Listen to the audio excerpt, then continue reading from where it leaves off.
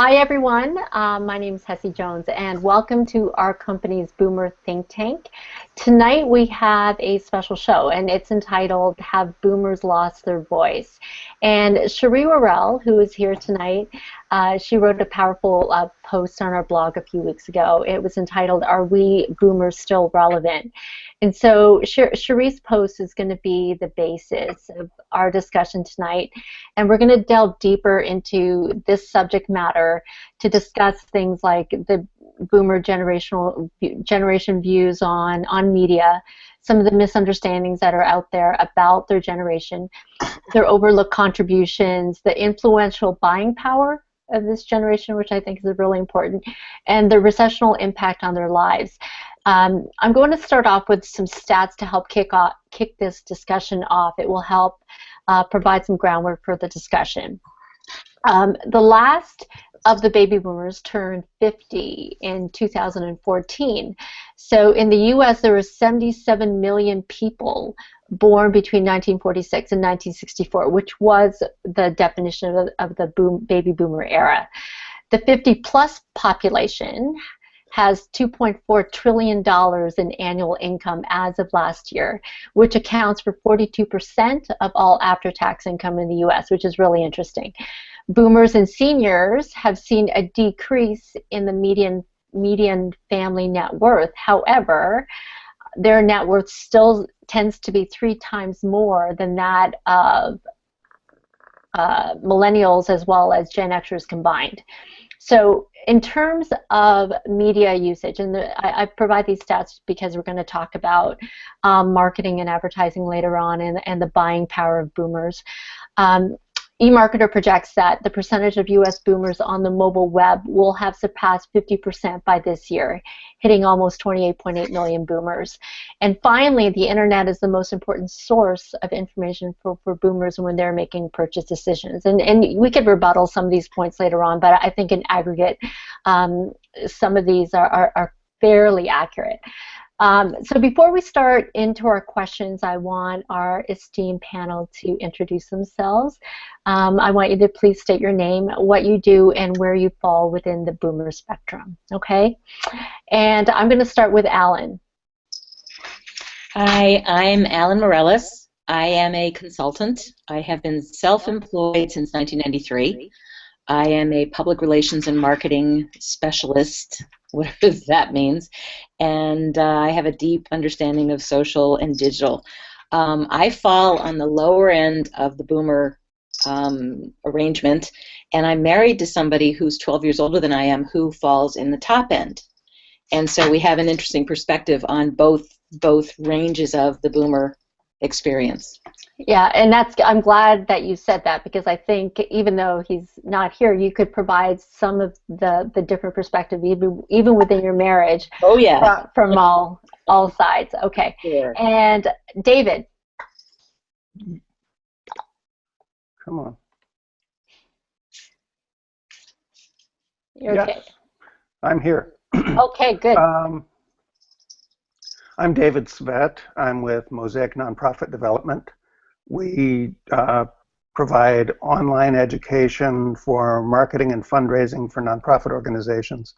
Been doing that for the last 3 years. Prior to that, for 20 years, I owned an ad agency prior to selling it. I'm in the latter half of the boomer generation.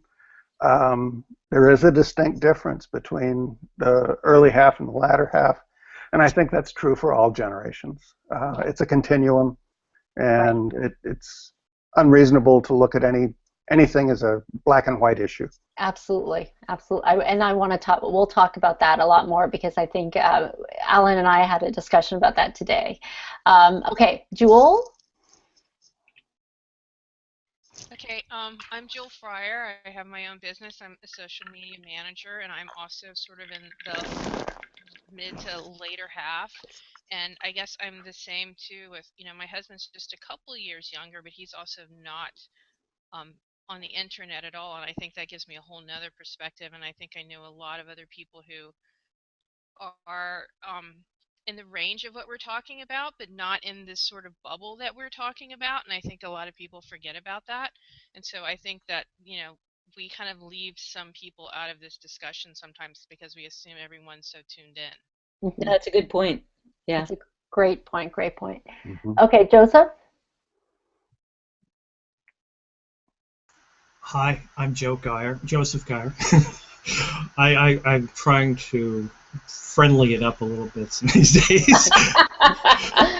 I noticed that on your Facebook profile you went from J.A. to Joseph to Joe. It's fine. We all know you. We all know me. But most of the reasons I do that is because I'm kind of going in transitions too. I've been told I'm a little stuffy, so I'm trying to change my ever-evolving boomer as There we'll you probably go. get into. That's okay. It's all about branding, so don't worry about that. I'm a late boomer, relatively late anyway. I was born in 1958. So we're in the latter part of that cycle. I think the boomer cycle ended at 64, at least what our marketers and tell us, our marketing overlords tell us anyway. I have my own business, and that also is in transition because I'm about to embark on something new, and someday I will tell everybody about that. But I'm 57 years old. I have been in a variety of careers, mainly startups, in the financial industry, the software industry, and even the social media industry. But in terms of this is a topic that's near and dear to my heart because I've always been fascinated about talking about myself. So I get a chance to do this sort of on the slide. There you go. And this is going to be the platform for you and for all of you. So I encourage you to speak your voice, to speak your mind tonight. Okay, last but not least, Cherie. Hi, I'm Cherie Worrell. I am a business and project management and digital marketing consultant. I have my own business. I fall into the mid-ish to the late boomer range. My husband is a late boomer. We have two diverse thoughts on the internet and how it's used. He's late to the game. I've been in it since, back when dinosaurs roamed the earth. But that's who I am. Great. All right. So I'm glad we actually ended with you because I'm going to pose the first question to you. And so let's delve into the first one that talks about the recession. And I'm going to get this quote from Cherie's blog, and I want you guys to listen to it. I want you to react to it. The recession was the final nail that made us irrelevant. Every conversation since 2008 that revolves around jobs, marketing, education, advertising, etc., has focused more on millennials.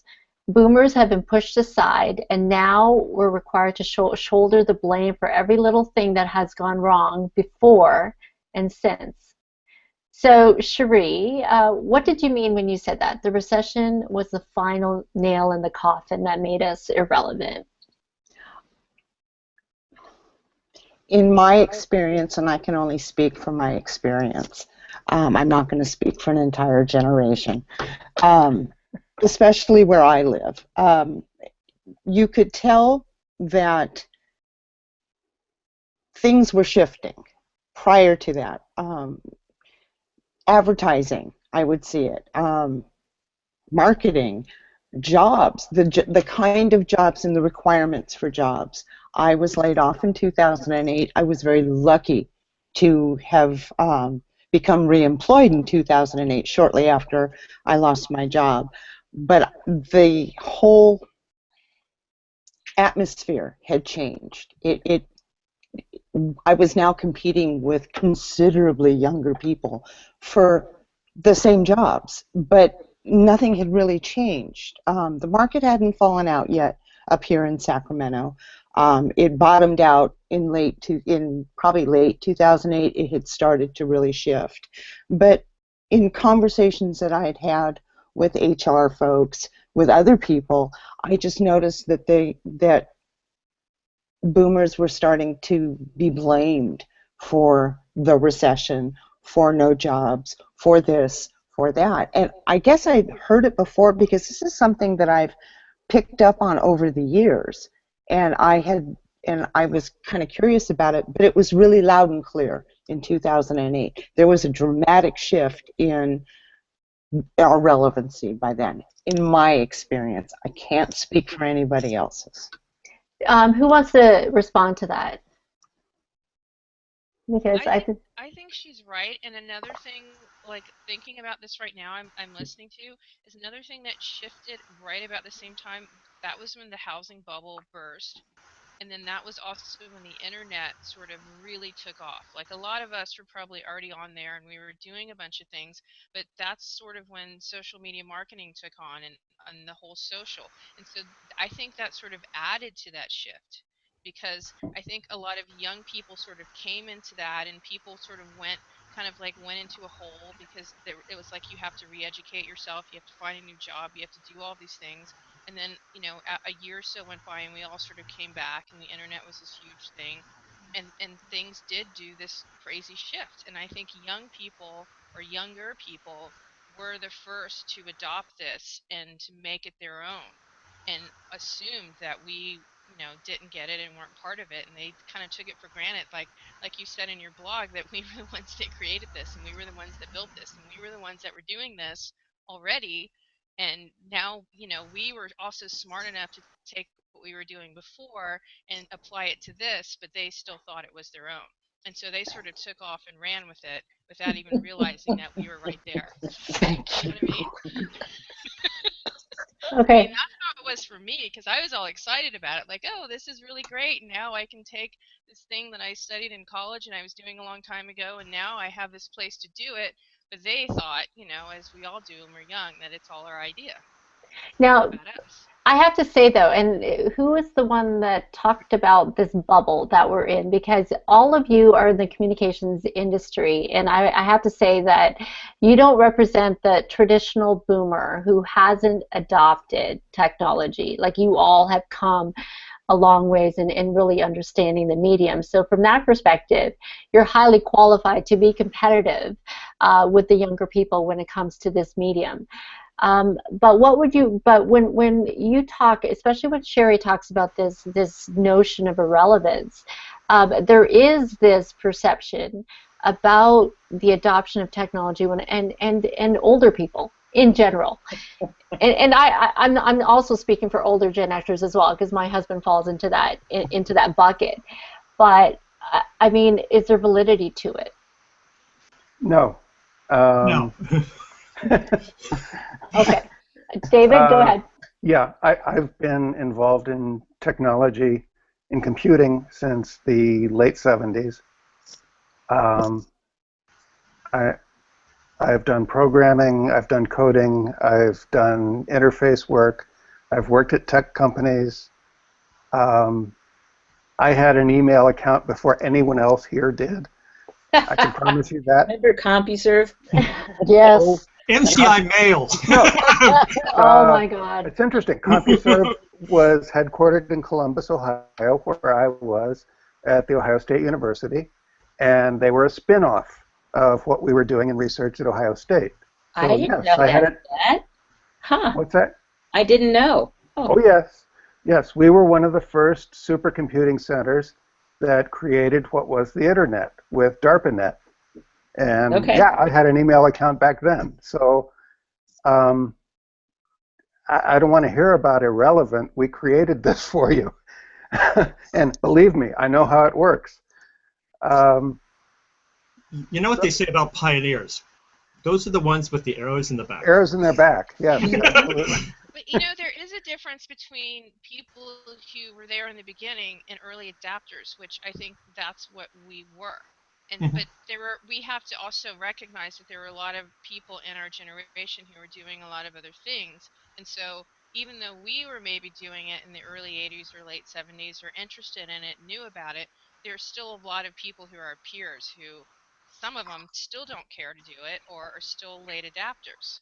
So, I and think, it's more about personality and what you're interested in. I don't really think it has anything to do with age. It has to do with what your interests are. I'm I don't know whether or not there are stats, but when it comes to technology and it comes to boomers, I don't know what, you know, early adopters are always like the smallest portion of that population. And I want you guys, if you can inject some of your experience about your counterparts who are not like you at all, that haven't adopted the internet, that choose a certain way of being and not necessarily on the web. Can you talk about how that impacts your life and your relationships? Yes, this is really easy. If you look at, yeah, seriously, if you look at Moore's law, he drew a beautiful bell curve with a gap in the upper side of the bell curve. And you had to get any technology that was going to be adopted, had to get beyond the pioneers to the early adopters, and then cross the chasm.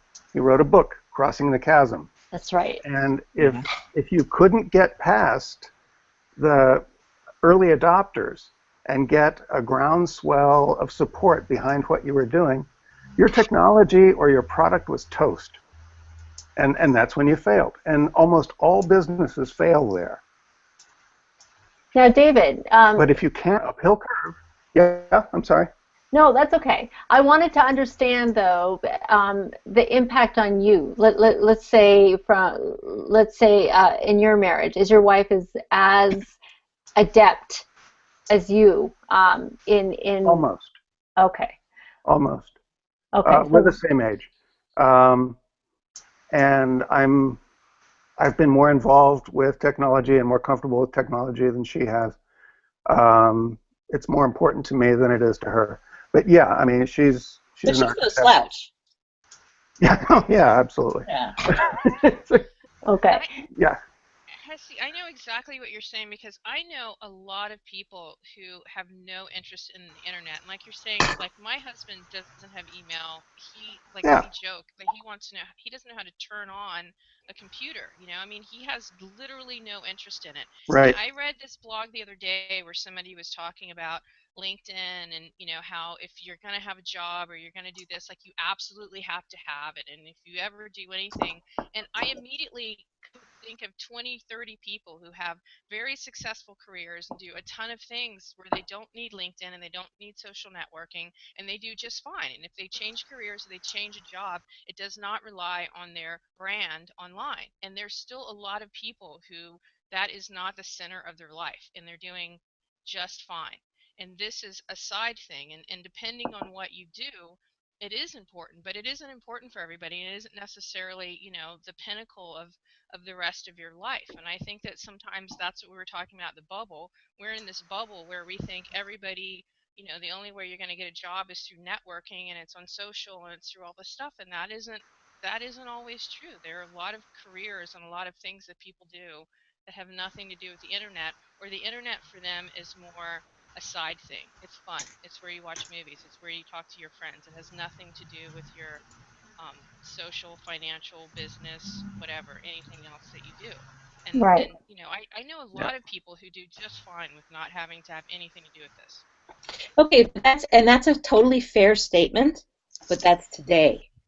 And so what's interesting is to see the way the world is trending. So that there are multiple industries that are still slow to catch up to the internet, that there are people who are still not, adopters who resist it is all very true. But if we look if we stand back and look at where things are going, this is where it's inevitably going. The people who are holdouts, the people who refuse to engage, who refuse to learn, the industries that are slow to embrace this are going to be left behind, I believe, very firmly. So your point is well made. You're absolutely right. And I also know people, and I know people who are proud Luddites who stand there and they swear their allegiance to working with their hands. And it's like, God bless them. because God this bless them. stuff sucks. But it's not right? even that they have to. Like, okay, let's take teachers. Do you have to have a social presence to get another job as a teacher? Or if Okay, you're a you may nurse, not have to or have a if you're a social lawyer, presence. there's like, I'm just saying there's a lot of things that you can do in life You're that right. you You're can do right. without social online networking. Today, Still do it today, that way. I agree Yeah, with and you. it's going to change, and it helps, and you It can is find other changing as we ways. speak. And it's interesting, you raised the Doing issue of okay. teachers. My future daughter-in-law teaches second grade in the Boston public school system. And she just put something up today saying, you know, here's a reality check. Her class is a low-income class. They're doing a field trip where they wanted to have the kids bring in $6 for the field trip, and the parents came back and said, we can't afford this. So she's doing a GoFundMe to try to finance the field trip. She had to go to all of her friends and all of her network to get an air conditioning unit because it was in the 90s and the hundreds in the school that she taught in, and there was no thermostat and there was nothing that was being done, you know, with public funding. So yeah, teachers, you're right, absolutely don't necessarily need to have a public or have a profile, have social, and yet more and more of them are finding that there are tools and things that they can utilize to make their jobs more effective, as my daughter-in-law to be, you know, where she relies on a network of people through GoFundMe over and over and over again, or whatever that cool teacher thing is that I can't remember right now. It is Right. GoFundMe. And I from what Alan also says, and I think this is true with what everybody's speculating about the next wave of a recession, if and when it is going to happen, it's happening more and more frequently. And so the number of people that have been in their careers for very long periods of time, like my husband, who may be impacted by the recession and now tomorrow may be out of a job, and then on top of that don't have a LinkedIn profile, are going to find themselves to be a disadvantage. And I think that's something that, you know, whether or not you're a Gen Xer or Boomer or whatever, and you're right, you probably haven't adopted it, but at some point it's going to become a necessity. So, does anybody else have any comments on that specifically about this whole thing about irrelevance? Because it's not only about technology, but boomers in general, and why there is this stereotype about where you're at right now, and why the general population sees you as kind of slowing down. Or is that just a general? Is that what happens when we age? We just slow down and we become complacent. I don't think so. I'm sorry. Go ahead. No, Joseph, go ahead, and then we'll go back to. I don't think that. But you know, sometimes our generation, I will say, are probably our worst enemy when it comes to the characterizations, because they're likely to assert some sort of technology show that I don't need to do that. That's for the young kids, and you know, I'm very solid and happy in my career. But part of the problem is that it's not one of the things about this generation, and I don't like to make these characterizations because they're mine, okay, but is that we were the first generation actually to have options. We were able to find ourselves and go to college. I mean, I was the first kid to go to college in my family. And it took me 6 years because I took a lot of side trips. I went to community college because, frankly, I did get a scholarship to Berkeley, but I didn't take it because I couldn't afford it. So I went 2 years of community college. I went and did something in the military for a while, and then that actually paid for the other 2 years that I did 2 years later. But you know, the whole thing is that we had the ability to adapt to different situations based on our circumstance. I think that's one of the things about millennials that they fail to understand. Marketers have a tendency to appeal to fresh minds. Okay, whatever those fresh minds are. Today they were the millennials, but they were your generation before, Hesse. They because they're malleable. They don't they don't have habits. That they're not buying the Chevys. They're buying the Hondas or they're making decisions based on the best information at the time. Unfortunately, they're not always the best information if you think about it, because the internet, is a fabulous resource for this sort of thing. But people are coming late to the party on that one. Yeah. I don't. Again, this is a gross generalization of the generation, but we were the one that had all the options. Or at least we were able to have the time to consider those options, and we became the pioneers. I'll get into this later, but it's one of the things that my father's generation, who isn't really he was the silent generation, but my grandfather's generation were the ones who actually gave context to the kind of things that even the millennials are picking up now as they start their families and all that. I'll stop here and let somebody else talk. Okay. I want to move from this notion of irrelevance to the point that Cherie made about shouldering the blame for things. For policies regarding environment. Let's talk about and the recession, like the fact that if you had any forethought like 20 years ago when you're making those policies that put a lot of money into the pockets of boomers, etc. And then there's a wealthy period where everybody benefited. But at the end of the spectrum, everybody said, well, did you ever think that by doing this, it would have an impact on our economy 20 years down the road? How do you guys respond to that? I think they had anything. Oh, I have a good response to that. Anyway, we have Cherie? not, No, go ahead, David. Go ahead, David. Yeah, we haven't been doing well since 1980. It goes back to Richard Nixon and his Southern strategy for how he was going to grow the Republican Party. And you can put a whole lot of the blame on top of that with a very few bad actors who keep resurfacing again and again and again with each administration. They have 27 years in power, and in Democratic power, it's absurd to put all of that blame on an entire generation. There's just a tiny group of people who have created this problem. And it's that same tiny group of people right now that we keep calling the 1% and the folks who are running the government. I think it's not a generational issue. It shouldn't be.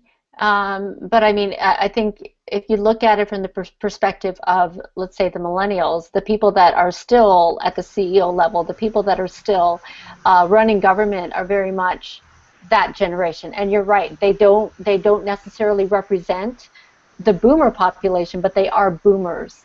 And their mindset, and I don't know if it's a mindset thing or whatever, or are they listening to the voices of the people that they represent? Why are they making the decisions that they are? And I think that I'm playing devil's advocate from that standpoint. Sure. I think they're making the easiest decision for them. I don't think. I mean, they're taking the quickest path to a solution, which is to kick the can down the road. And quite frankly, we're at a point where we can't do that anymore.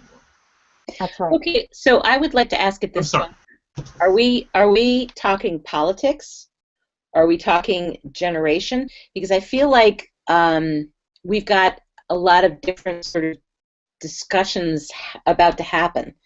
I think that I'd actually kind of want to go back to the issue of irrelevance for 1 second, because I didn't feel like we had really addressed that. I don't think we're irrelevant. We're not irrelevant. As long as I'm standing on the earth with the network that I have and the voice that I have, I'm not irrelevant. Am I irrelevant, Svet? No, Nope. I'm not irrelevant. And I will go down fighting.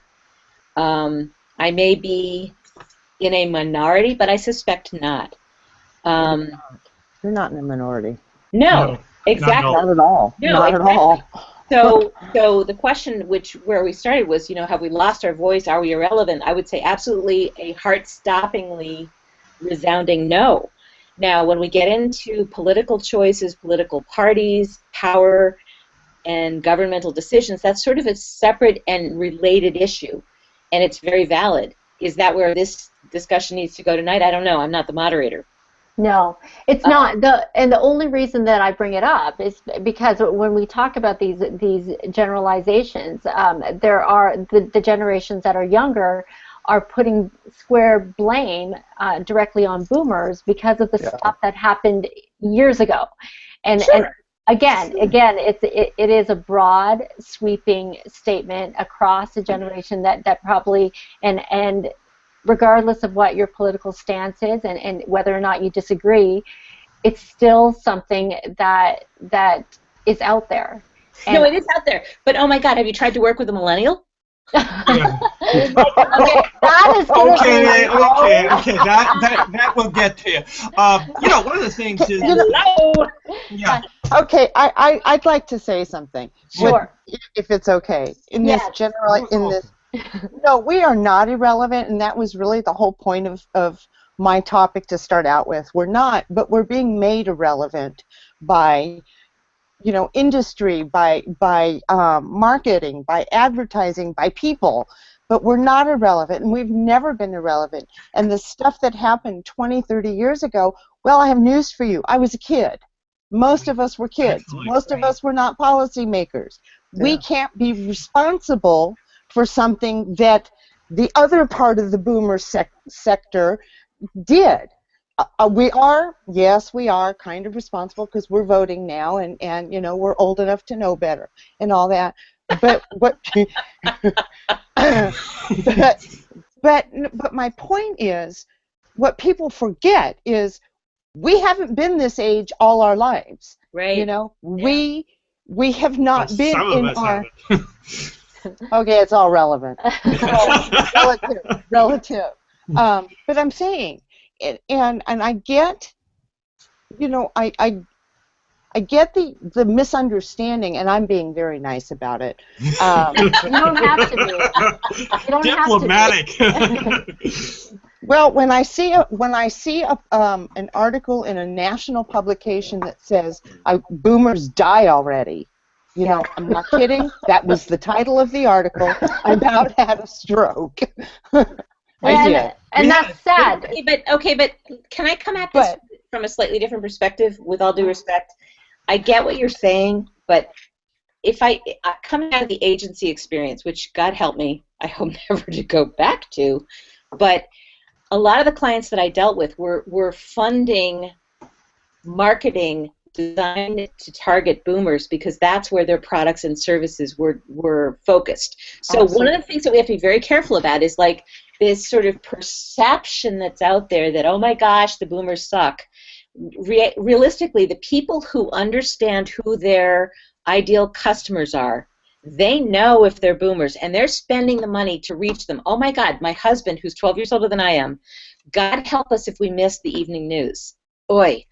And all of the commercials on the evening news, you would think that our whole nation is about to die. Like all of the health stuff. Thank you. Oh. Thank you. I know, right? I the other on one. my phone just to survive. So as a counterpoint to your point, which is entirely valid, the reality, though, from a marketing perspective is that the companies that are selling to our age group are very keenly aware of who we are and how to find us, and they're knocking their butts off trying to get there. That there is this perception that is being fomented in the media is another interesting and related issue, I think. So I don't. Can I add? I agree, and I want to add my 2 points into the two sides of this argument. And the one part about us getting blamed in the whole political thing is I think it was kind of true that the 1% snuck into power during our time. And Mhm. for Yeah. a lot of reasons that we were kind of unaware. They were ushered in, honey. They were open. The door was open for them. I know they were like ushered in. It happened. We can't ignore the fact that a lot of shit happened, during that time. Yeah. And some of us were fighting against it, but it wasn't enough. And so that is true. It's not that we made it happen or we didn't care. It just happened. But and like what you're saying too about the marketing. I mean, I have a number of clients right now where I don't even think about millennials so much because they don't have the money for it. And so Right. like Right. the people that are smart enough and know what they're doing, they go for their target and they know who has the money and they know who are making the decisions, and we're not irrelevant at all, and we're relevant in a lot of areas, but the mainstream kind of junk that we see Perception. either on television or on the internet is geared towards people who haven't taken the time to really think deeper than the headlines yet. And so that's the thing that makes the most noise. It doesn't mean that it's the most relevant and the only thing that's happening. Now, I think that also, as an older generation, we're also smart enough to seek things out on our own, and so it doesn't matter what the noise is; we can see past it. absolutely. I wanna address Cherie's point about that really strong statement about younger people saying boomers should die already, because that speaks, because It's really common. I know, It is. but I want to understand it, first of all, from the context of the recession, because like you said, when that happened, it really opened. I'd say it put a lot of people out of work, but it also put everybody in the same level playing field. And younger people were pissed off because suddenly there are more people vying there was like it moved from, let's say, 10 to 20 people vying for the same job, because now boomers weren't retiring. Boomers had to stay within the workforce in order to make money, in order to survive. So I want to talk about this piece because I'm going to give you a Canadian stat, and then we could talk about this. You use the phrase unintentional entrepreneurs, right? And this is where a lot of where retirement was expected, but then when the bottom fell out, suddenly that didn't become a viable option for anybody anymore. I'm going to give you some Canadian stats that said that between 2006 2013, and this is very similar to what's happening in the U.S., Canada's senior workforce doubled from 300,000 to 600,000, which is huge for us. That number will continue to grow as boomers that are entering retirement realize that I mean, there's no more pensions. In Canada, we have something called RRSPs. And so taking this into consideration, I want you guys to respond to this idea of retirement versus this obvious trend of working past retirement, or does retirement exist for you? Okay. That's a great question. That's a great question. The entire concept of retirement as our parents and grandparents knew it is gone.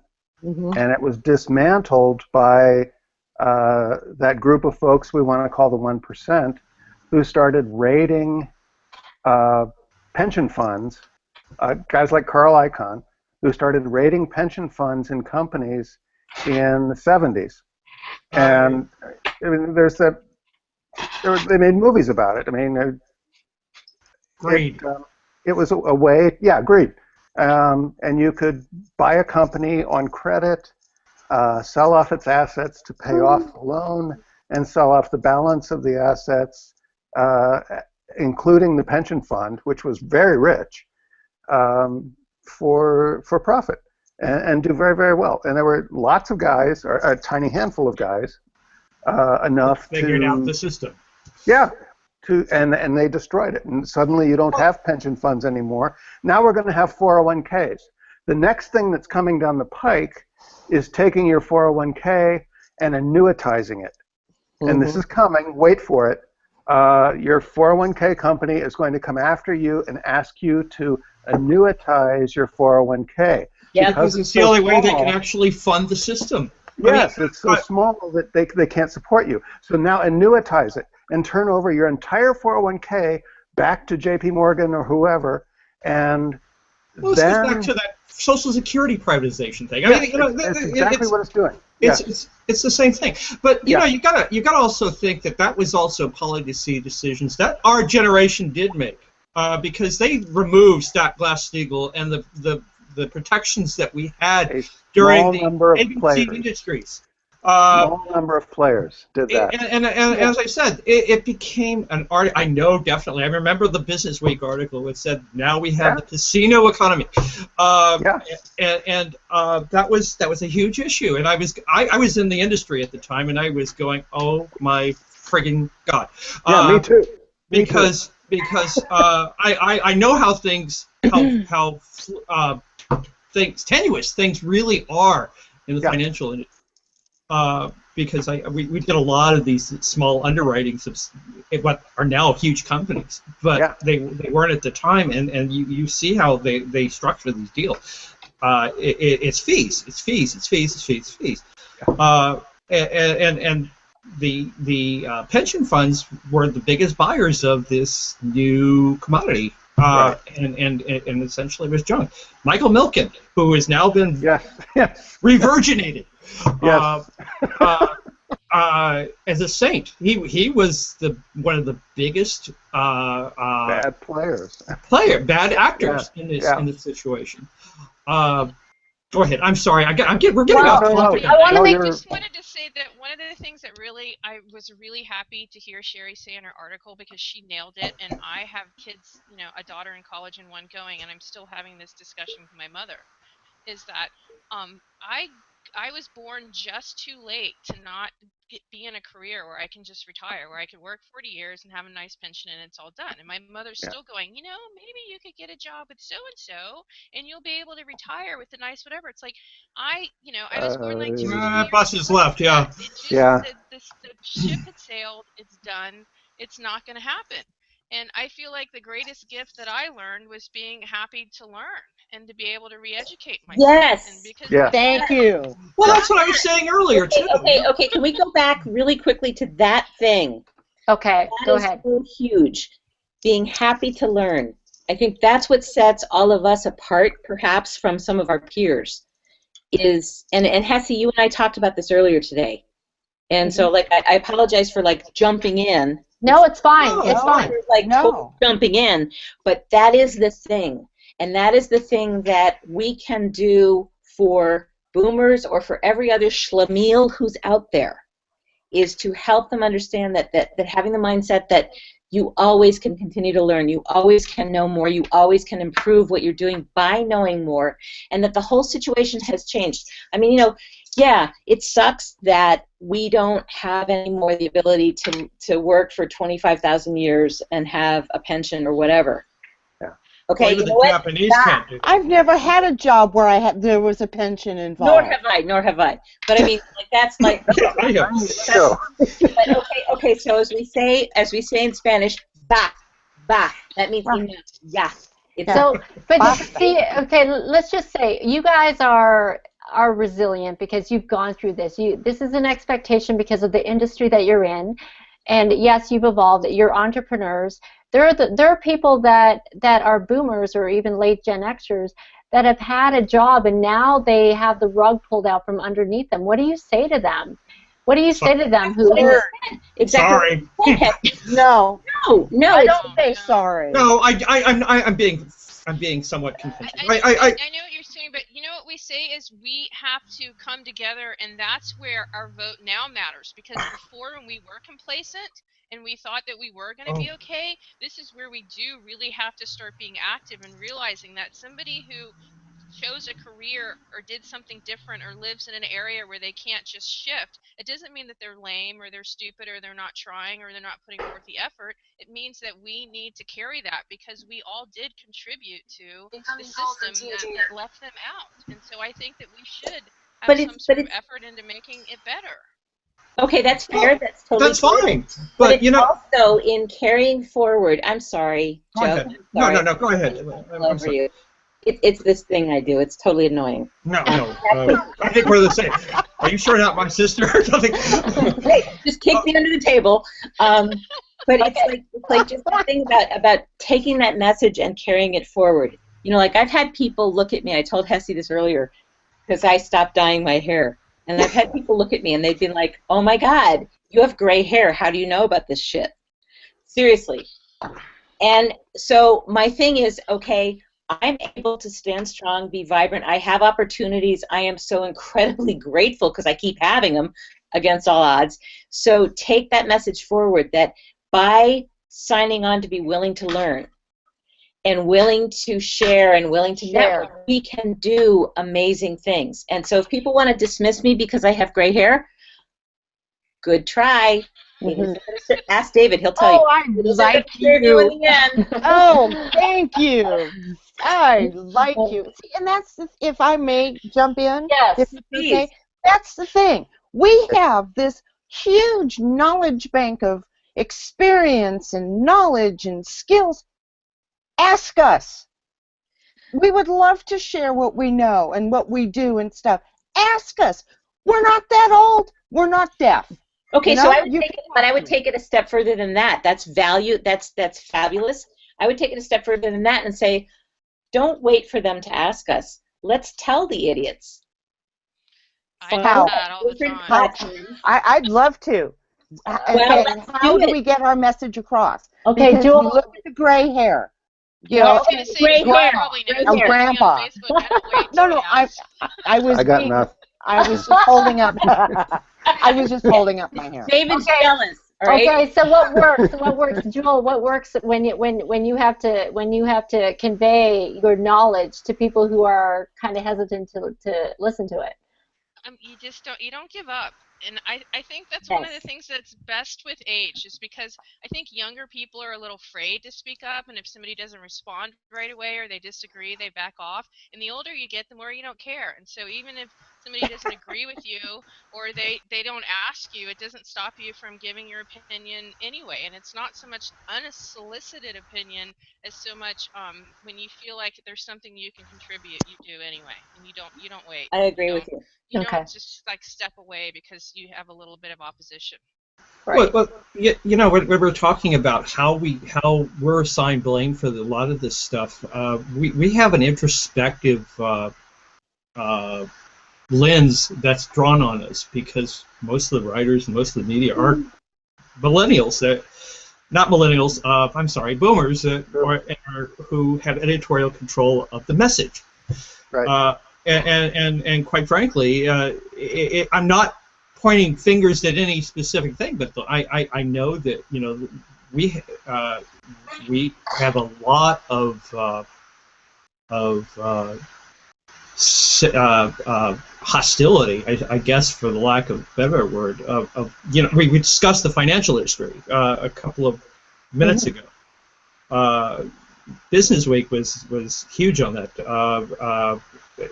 And Fortune was huge on pointing that lens at the greedy millennials that were causing the problem, which are just a few bad apples. But that guy with the medical company. Yeah.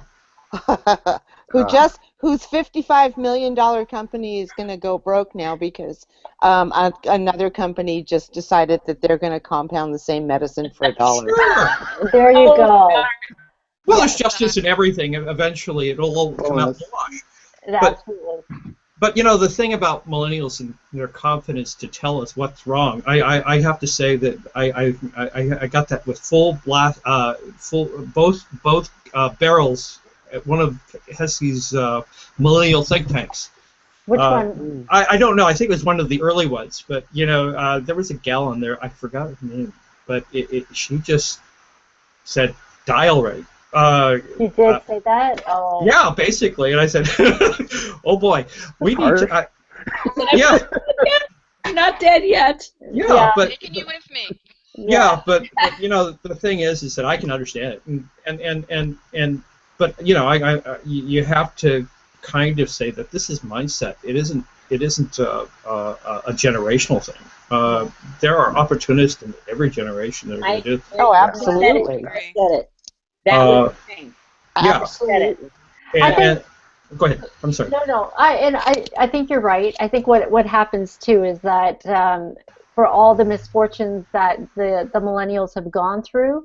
They need some kind of justification or validation to say this is why I am where I am today, and it's easy to lay blame on other people who may have set that path for the rest of them, which is not fair.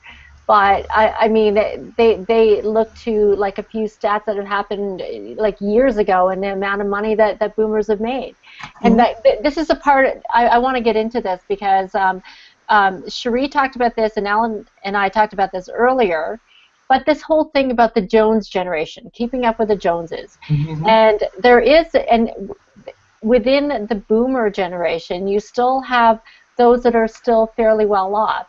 Is that concept still, I would say, a goal or an objective for a lot of, let's say, boomers who can't retire? Do they still aspire to have a certain lifestyle that was promised to them years ago? Like, I think so. I mean, I think they want to be comfortable and safe at this particular point. Yeah, we are all jealous that we can't retire. Sure. I mean, I'd love to, but reality is, not going to happen. But there is a demand side driven aspiration. We're still an aspirational generation. We want to get better. We want to do better. And I'm going back, and Joel, you're probably going to get sick of this, but the ecology movements and the protest movements, a lot of us were involved in that. And I was. I wasn't so much in the protest movements because, war was a good thing. I'm just... Oh, shame. I'm going to edit that one out, okay? Yeah, you probably should. I'm sorry. I was being contrary. I was more into the environment, man. Earth Day and the guy who wore Birkenstocks and I know, long hair. Believe me, I had hair down on my shoulders. I don't believe you. I'll have to show pictures. But the whole point is that we kind of grow up and we realize that hey, maybe this gig needs to be, we need to play it straight for a while, and now we're kind of saying, okay, we'll play the game. And I think a lot of that is now that we don't realize how old we are or how late in the. Yes, I'm fully aware of that. Thank you very much. Okay. Well, some of us are just Peter Pan. Okay. I'm serious. If and move, I know another thing. That's right. Yeah. Remember, age is just a number. No, I wasn't talking about that. I'm talking about where we are in life. Okay. Right. Okay. Go ahead. Go ahead, Cherie. I want to hear this. Like, what? No, I didn't. I was just commenting on Joe's. I was just piggybacking on Joe's comment. We know I can't speak for other people. I won't speak for other people. I can only speak for myself. I know where I am in my life, and I know what I can do and what I can't do, based on what's out there and what isn't, and what are my opportunities and what opportunities I can make for myself. I get that. It might be completely different for Alan. It could be completely different for Jewel. I just know that nothing is a sure thing. Not anymore. Not that it ever really was a sure thing. But it used to be easier. It's not easy now. Mm-hmm. Can I jump here? I have some thoughts on this. One of the things that I find fascinating as we talk about all this is that we make these sweeping generalizations. We talk about the boomer generation.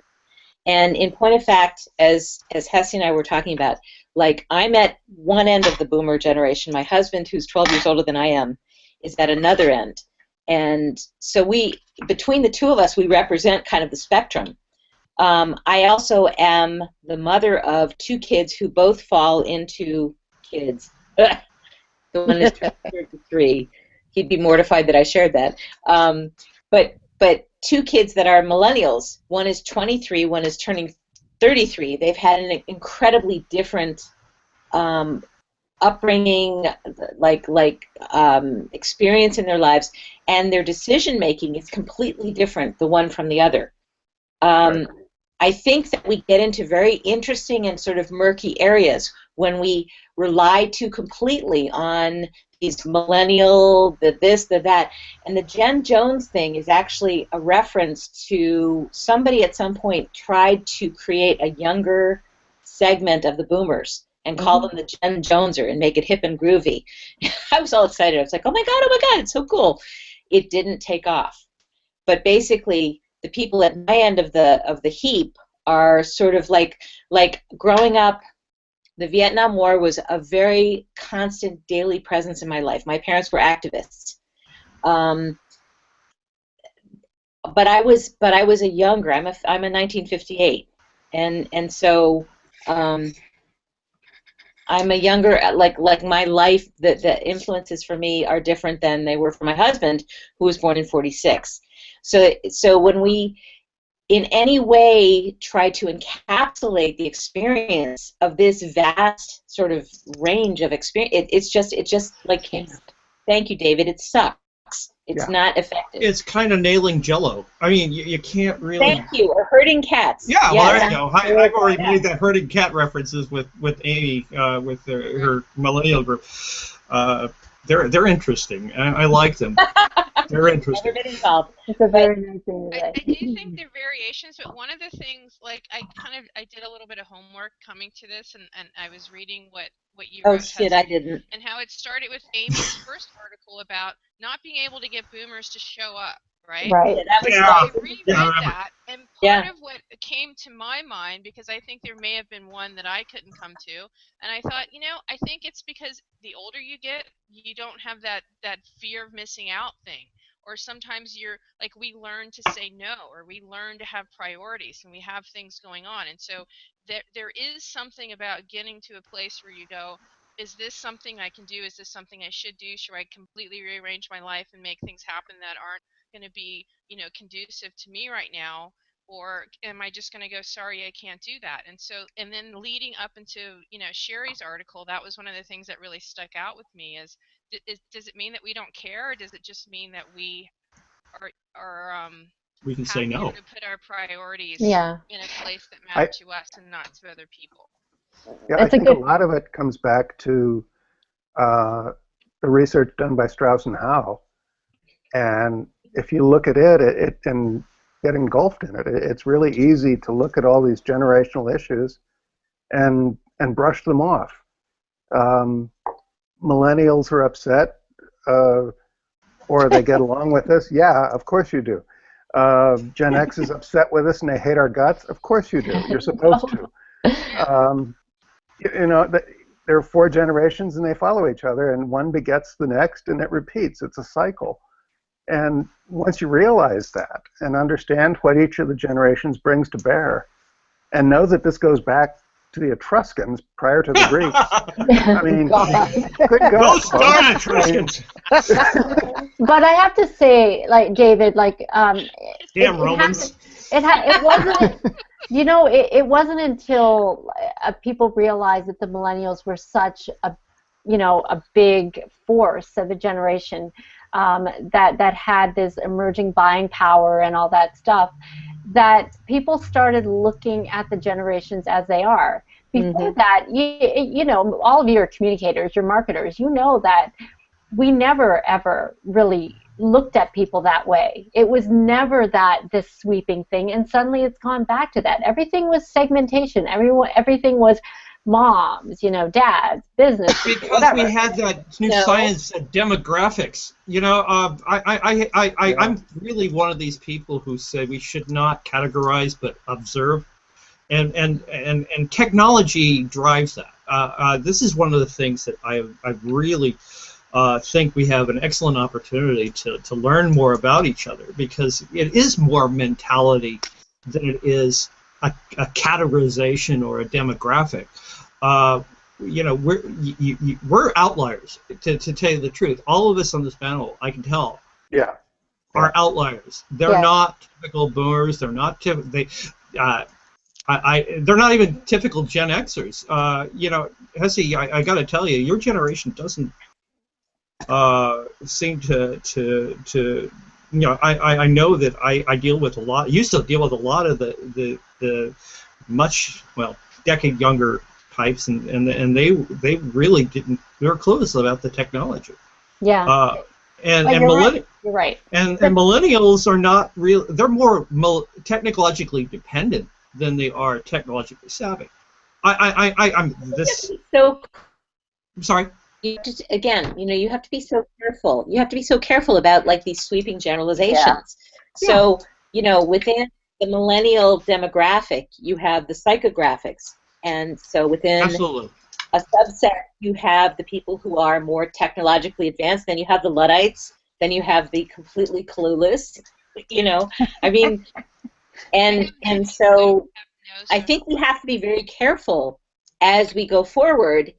We're using sweeping generalizations and we're accepting sweeping generalizations, and I, for one, I'm just like, you know what? I'm calling bullshit on all of it. Yeah. Sorry. Fair enough. With no disrespect intended, dude. I don't know you. I'm just saying, for me, it's like. Do you know what it is, Alan? The purpose of that we Dude. when I we never heard that word until like the last 5 years. Yeah. Right. I graduated from high school in '76. Come on, give me a break. No, Yeah. but you're right. But you're right, Alan. And the reason that we did this in the first place was because we knew that we needed to get deeper into these topics because it doesn't represent the viewpoints of everybody. Right. But even when we talk, sometimes we talk in generalizations. But Cherie is really good at it, saying, "I'm only talking for me. I'm not talking about." You know what I mean? It's a qualification. Yeah, no, and you should. I mean, I don't like making these generalizations. I just know that from my personal experience, blah blah blah. There you go. That's what happens. But as I get back to the one point, and I promise I'll get off because. Carry on. It's just that we should be observing, and this is driven by technology. I'll be real frank. We didn't have a lot of technology. We had a lot of technology limitations when we applied demographics because it was only one direction. We can look through a lens and we can see, well, these people tend to do it this way, and this correlates to this, so we can refine our marketing and our branding to this kind of demographic. Now we observe with big data and things coming, adaptive technology, predictive technology, we can see a larger picture, and we see that maybe that's not a good way of doing it. Maybe not. That's what I wanted to say. I mean, like, for any of us that are in marketing and do targeting and stuff, it's like one of the things you really learn is you can make assumptions about a demographic or about an age or whatever, but if you really do your research and your work and your testing, you're going to realize that there are crosses all over the place, and you can't assume that somebody of a certain age or a certain income bracket or a certain area is that they're all the same. And to me, that's really fascinating and fun to see that there are a lot of there's a lot of crossing over, and I think. Well, if you do it, you do it at your hazard. Yeah. Yeah. Yeah. Okay. I mean, it's great. So, I agree. okay, I'm gonna ask one last question because we need to close up. But from it's a great discussion, but you know what? It's going to be a 3,000-word blog post, and I can't have that. So, my question to you guys: if you had one thing that you wanted to tell the next generation, and be it advice or be it something that would help clarify a misconception about your generation, what would it be? Go ahead, Joseph. Keep learning. Just observe, and don't make the generalizations I do. Okay. Okay, Alan, go ahead. Do you have some sage advice for the next? What I would say is I agree with Joseph. Keep learning, retain your curiosity, lose the fear, and hold on to your compassion. Listen, for God's sakes, listen. It's becoming an antiquated skill. Thank you, David. Do you have? understand that from a distance there is great perspective, but up close you need to paint with a very tiny, fine brush. Very good. Very philosophical. Well said. Well said. Jewel? I would say all of the above, and also remember that we were your age once, and we made Right. mistakes. And so Ooh, that's a mom So statement. good. Have a little learn empathy. from our mistakes. You'll be our age someday. Okay. Jewel, say that again. Sorry. I said, remember that we were your age once too, Okay. and that we also made mistakes, and so will you. And if you're really wise, you'll learn from our mistakes, and you'll make new mistakes. And you'll Excellent. learn from them. Excellent. Excellent. And also, you didn't invent sex. That's how you got here. Yeah. Right. I'm putting that in block quotes in the blog, by the way. Yes, you do. Yes, you Okay. do. Okay, Cherie, last but not least. I really, the panel really covered it quite nicely. It's a hard act to follow. Keep learning. Keep an open mind about things. Don't take this narrow point of view or this narrow stance. Open up, broaden your horizons. There's so much out there, and just have some empathy and some compassion for people and yourself. Yeah, I don't want to die yet. There you go. Okay, if I could sum that in, there you go. Don't kill us off yet.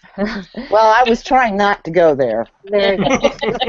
Okay, so if I could sum that up, you're basically saying we're all in this together. Right. You know, Pretty don't much. throw us off the boat, right? Yeah. Okay. Yeah. So You with guys that, need us. They That's still right. need us. absolutely, the wisdom of the ages, and I think that's going to be important. That's an important point. All right, so I want to say goodbye and thank you to our panel for this lively and very interesting discussion.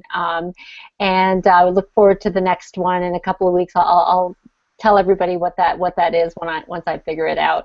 But in the meantime, thank Looking you forward again. to your blog post, Beth. Yes, yeah, This I gotta see. Yes. yes. This was a good one. Exactly. Actually, you know, just before we leave, I did start a new series on the blog that talks about letters to the next generation, and Yeah, I might want to do something on that. yeah, and I Yeah. think your wisdom is going to be really, really, really important because we're not talking from the perspective of you know, a fatherly or motherly type advice, but more about this is what I've gone through, and typically everything works in cycles. Life is in cycles, and it comes back around, and I think what you guys have said tonight and what you will convey in this in the blog post is going to be really important for the next generation to hear and read. All right, so thank you again, and no problem, and we'll see everybody next time. Thank you, Bye. honey. Bye-bye. Bye.